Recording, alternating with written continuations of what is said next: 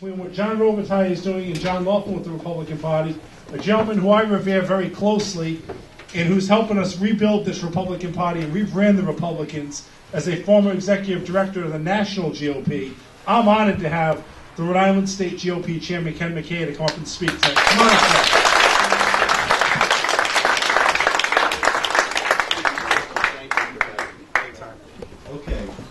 Thank you. The real, cycle that we're in right now ends November of 2012.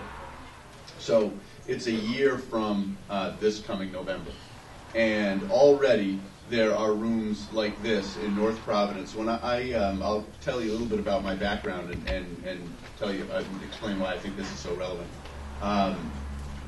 And this weekend we had a couple of other events, one up in one in Cumberland and one down in Narragansett, both full crowds of excited people who want to get going right now to try to take their state back. And at the end of the day, winning campaigns is simply about organizing people. It isn't, there's not a lot of glamorous work that goes into it.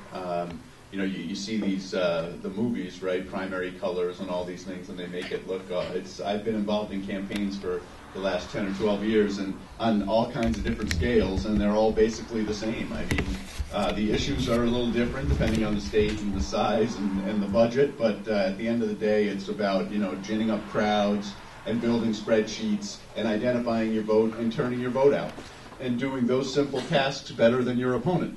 And the way that you do those tasks better than your opponent is while you're focused on that task, you try to make them have a bad day every day with digs and press releases. And if you can get them explaining, they're losing. There's kind of an adage in campaigns that when you're explaining, you're losing.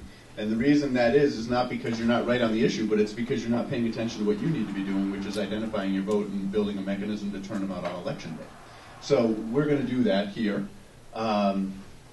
We have a little bit of a luxury in that we don't have a lot of offices, so there's not a lot of explaining to do, right? I mean, this isn't our fault. The Democrats have been running the place for 70 years, and it doesn't look very good.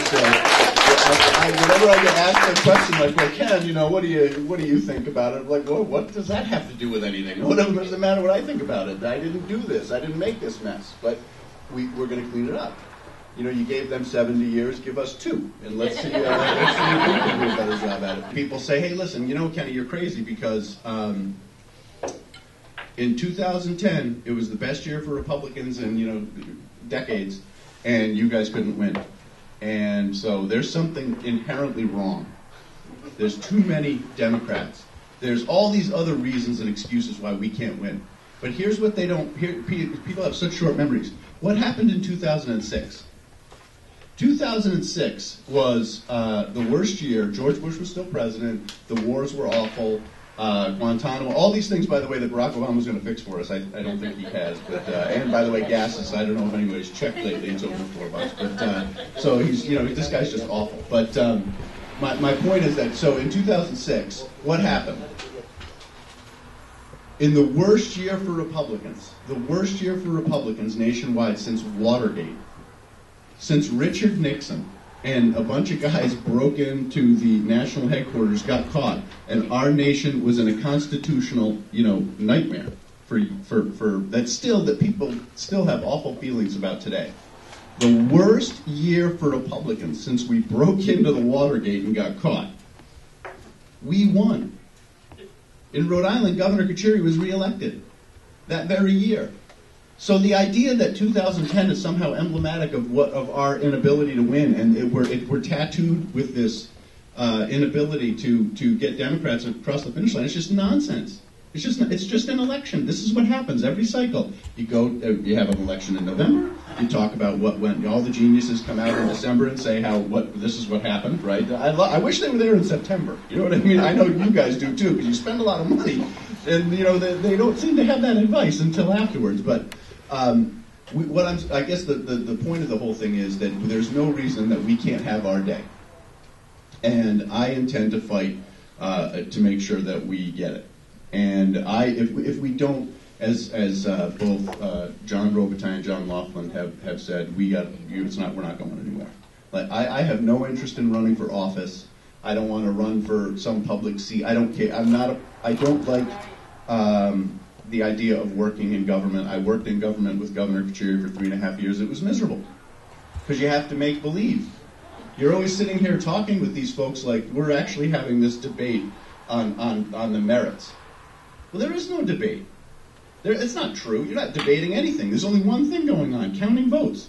They have more people in the General Assembly than we do, so we get bad policy. That's how it works. There's only one way to stop that. Boot them out. Right. We need to boot them out, or we are going to get the same thing going on. Now, I'm going to look at my crystal ball here for you. We are in, we're in May, and I guess we're at the end of April, right? I'm not sure about the date, but... No, we are May 1st. Is it May 1st? Okay, so, good, excellent. So I wasn't wrong. We're in May, we've got May and June, and these guys in the General Assembly and ladies, much to Beth Moore's chagrin, who's out here, they're going to do very little for us, except for try to figure out how to hide the P. This whole exercise for the next 60 days is what can I get away with if you're a Democrat? How much can I get away with? Now, we caught them trying to get away with raising our sales tax. Everybody said, well, that wasn't the Democrats, that was Link Chafee. Well, two problems with that. First, Link Chafee said he wants to run as a Democrat next time, so that counts. And second, the Democrats knew about the budget. The budget doesn't happen in a vacuum. He briefed them all.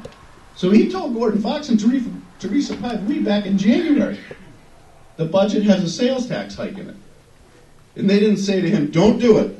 Our members can't support it. Instead, they said, let's give it a shot. And until people got angry and showed up and almost burned the place down, that it was on its way. They were on their way to raising your taxes.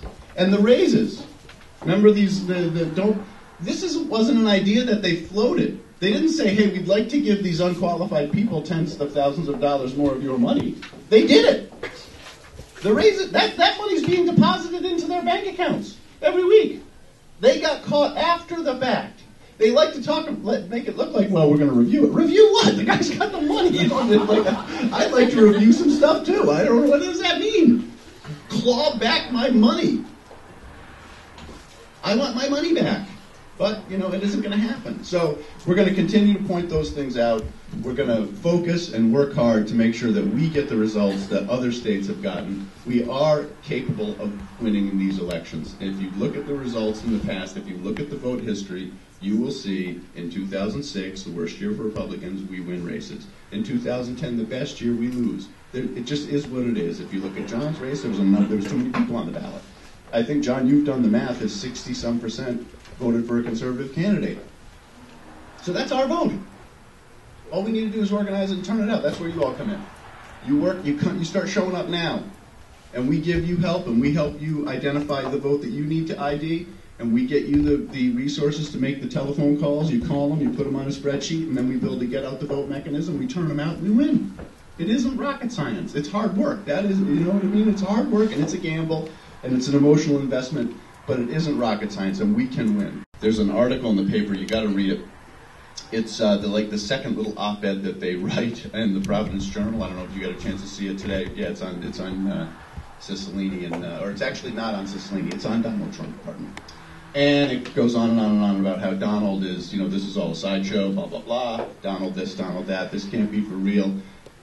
All this is a hype fest for him to make money off suckers. And I thought to myself, isn't that odd that the Providence Journal, our newspaper, that wrote something akin to, we endorse David Cicilline for Congress because of his excellent financial stewardship of the city of Providence, would have the nerve to write today that Donald Trump is angling for suckers. So I just found that, I thought of you while I was reading the paper this morning, John, and I'm like, man, that's got to really chafe John, because if you're looking for suckers, I'd say the editorial board over at the Journal is a pack of them.